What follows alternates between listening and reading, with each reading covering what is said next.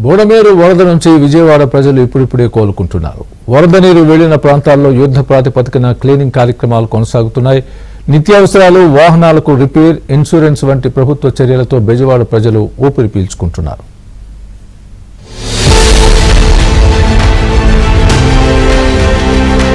బోడమేరు ముంపు పేద మధ్యతరగతి ప్రజల జీవితాలను నిండా ముంచేస్తుంది. వరద ఉధృతి 10 రోజులే కొనసాగిన జీవితమంతా కష్టపడి సంపాదించిన విలువైన వస్తువులన్నీ పనికి రాకుండా చేసింది.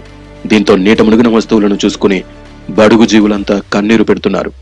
వరదకు ముందు వరకు అన్ని విధాలా ఉపయోగపడిన గృహోపకరణాలు వరద అనంతరం చెత్త కుప్పలో పారేయాల్సిన పరిస్థితి. ఇక వారం రోజుల పాటు వరద నీటిలో నానిన వాహనాలను ఇప్పుడే బయటకు తీస్తున్నారు. ఇంజిన్లోకి నీళ్లు వెళ్లి మొరాయించడంతో మెకానికల్ను ఆశ్రయిస్తున్నారు. వారు 100 రూపాయలకు 1000 రూపాయలు వసూళ్లు చేస్తూ ఉండడంతో ప్రజలు బెంబేలెత్తుతున్నారు. దీన్ని గమనించిన ప్రభుత్వం ఇటువంటి వాటిలో కూడా సాయంగా ఉండాలని భావించింది. వాహనాలు, ఎలక్ట్రానిక్ వస్తువుల రిపేర్లకు ప్రభుత్వం తరపున కాలనీలకు మెకానికల్ను పంపిస్తామని, చిన్న చిన్న రిపేర్ల ఖర్చును ప్రభుత్వమే భరిస్తుందని చెప్పారు.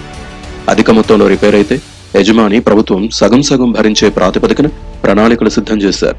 అయితే ప్రభుత్వం అందించిన సాయం మాత్రం మరవలేమని, చంద్రబాబు నాయుడు వల్లే ఇదంతా సాధ్యమైందని బాధితులు ఆనందం వ్యక్తం చేశారు. ఏ బళ్ళు చూసినా గానీ వేలకు వేలు బళ్ళు ఒక అపార్ట్మెంట్ లో ఉన్నామంటే అపార్ట్మెంట్ లో 100 పైన ఉంటాయి బైక్లు.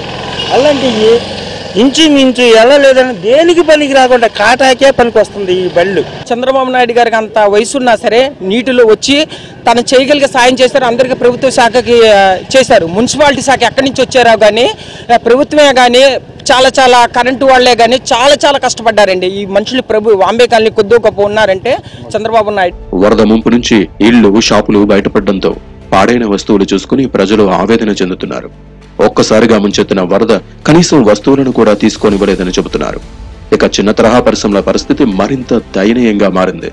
విజయవాడ, కబైలా సెంటర్లలో ఉన్న అన్ని చిన్న తరహా పరిశ్రమలు ముంపు బారిన పడడంతో వందలాది మంది ఉపాధి కోల్పోయారని, కోట్ల రూపాయలు నష్టం వచ్చిందని బాధితులు తెలిపారు. దాదాపు 4 కోట్ల పైన ఉందండి. అఫీషియల్ గానే సేల్స్ ట్యాక్స్, GST రిటర్న్స్ లోనే మేము చూపించాము. దానికి సంబంధించి బ్యాంక్ స్టేట్మెంట్ కూడా ప్రతి నెల పంపిస్తాం. మొత్తం దాంట్లో సకానికి సగం తడిసిపోయింది సార్ మొత్తం అంతా కూడా.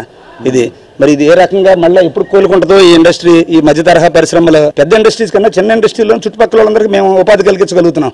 మేమే నిండా మునిగిపోతే నేను వ్యాపారం వదిలేసి వెళ్ళిపోవడం తప్ప వేరే గత్యంతరం లేదండి నాకు. వరద వచ్చిన వెంటనే సహాయక చర్యలను వేగవంతం చేసిన ఏపీ ప్రభుత్వం తర్వాత అక్కడ చిక్కుకున్న వారికి ఆహారం, మందులు, తాగునీరు అందించే ప్రయత్నం చేసింది. హెలికాప్టర్లు, డ్రోన్లు ఉపయోగించి ఆహారాన్ని అందించింది. ఇక వరద ముంపు తగ్గుముఖం పడుతున్న సమయంలో పారిశుద్ధ్యంపై దృష్టి పెట్టింది. డ్రోన్ల ద్వారా క్రిమి సంహారకాల స్ప్రేయింగ్ చేయించింది. మరోవైపు వరద కారణంగా ఆర్థికంగా చితికిపోయిన వారికి చేయూతను అందించేందుకు ప్రయత్నాలు ప్రారంభించింది.